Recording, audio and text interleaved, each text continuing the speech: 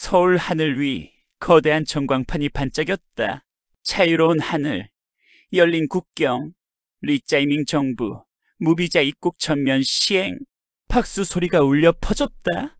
방송은 관광 활성화와 글로벌 시민 사회의 도약을 외쳤다.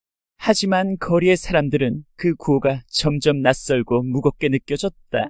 리짜이밍 정부는 국경의 문을 활짝 열었다. 이제 누구나 한국에 올 수 있다. 총이 한 장으로 사람을 막는 시대는 끝났다. 처음엔 좋았다. 동남아에서 온 여행객들이 서울거리를 가득 채웠고 카페와 숙소는 북적였다. 정부는 무비자 덕분에 소비가 폭발했다며 자신들의 정책을 자화자찬했다. 하지만 1년이 지나자 풍경이 바뀌었다. 인천공항 입국장에선 관광객보다 떠나지 않는 사람들이 더 많아졌다. 출입국 관리소 통계에 따르면 불법 체류자는 10만 명에서 60만 명으로 폭증했다. 그중 상당수는 신분이 모호해졌고 노동시장 속으로 스며들었다. 그들은 말한다. 우린 떠나고 싶지 않아요.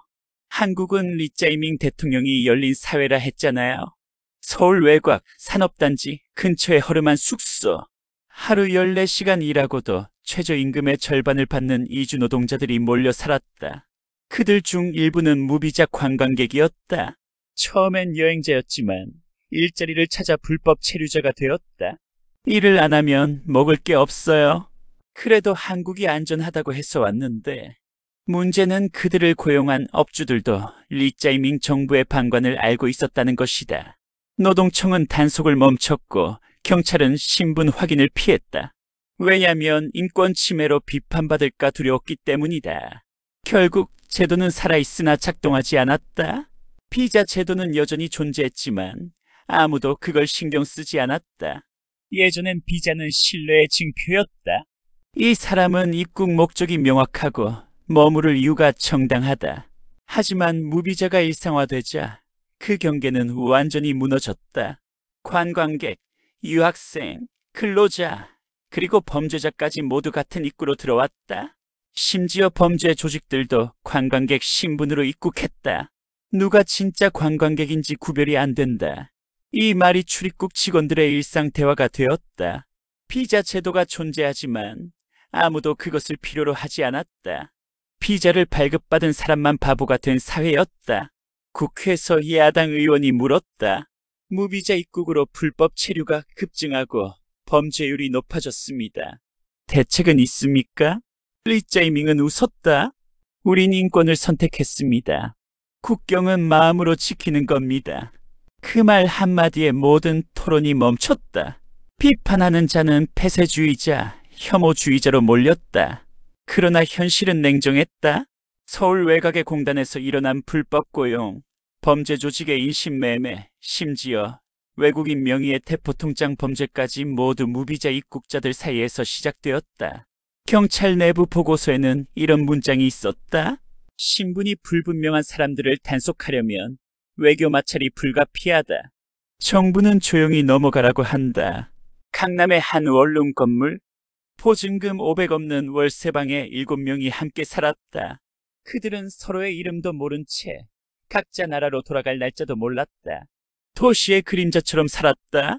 밤마다 배달 오토바이들이 골목을 질주했다. 운전자는 대부분 무비자 체류자. 사고가 나도 도망쳐도 아무도 찾지 않았다. 보험도 없고 등록도 없으니 그들은 존재하지 않는 사람들이었다. 이제 도시는 두 개로 나뉘었다. 등록된 국민의 도시와 등록되지 않은 사람들의 도시. 리짜이밍은 그 둘을 조화로운 다양성이라 불렀다. 리짜이밍의 연설은 언제나 달콤했다. 이제 세계는 하나의 마을입니다. 비자는 시대착오적 도구입니다. 우린 인류 공동체로 나아가야 합니다. 그 말에 사람들은 처음엔 감동했다. 하지만 시간이 지나자 자유는 방치로, 열린 국경은 통제 불능으로 변해갔다. 비자가 사라진 사회는 겉으론 자유로웠지만 속으론 무질서의 늪이었다. 불법 체류자가 늘자 세금이 새어나갔고 복지 예산은 늘어났다. 정부는 그 부담을 국민에게 돌렸다. 모든 사람에게 복지를. 하지만 그 복지는 결국 국민의 세금으로 지탱되었다. 2년 후 정부는 뒤늦게 비자, 제도 복원을 논의했다. 그러나 이미 늦었다.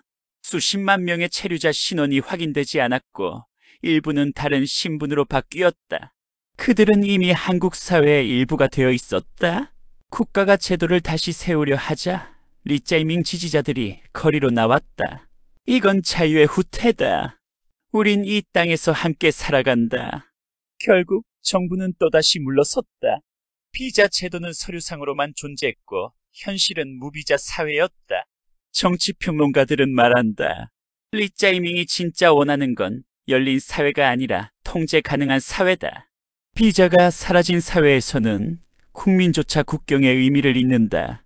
불법과 합법의 경계가 무너질 때 통제는 더욱 쉬워진다. 사람들은 불안했고 정부에 의존했다. 안보 불안, 치안 악화, 범죄 증가 그 모든 문제를 해결할 수 있는 건 오직 정부뿐이었다. 리짜이밍은 미소 지었다. 국민이 정부를 더 필요로 할수록 나의 권력은 강해진다. 3년째 되는 해 서울은 더 이상 자유의 도시가 아니었다. 국경은 사라졌지만 신뢰도 함께 사라졌다. 시민들은 집 앞에 낯선 사람을 경계했고 경찰은 끝없는 혼란 속에서 피로했다. 비자는 종이 한 장이었지만 그 종이는 질서의 마지막 상징이었다. 그 종이를 태워버린 사회는 결국 자신들의 질서까지 함께 태워버렸다.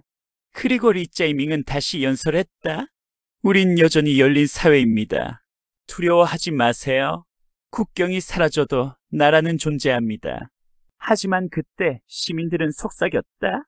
그건 나라가 아니라 아무도 책임지지 않는 공간일 뿐이야.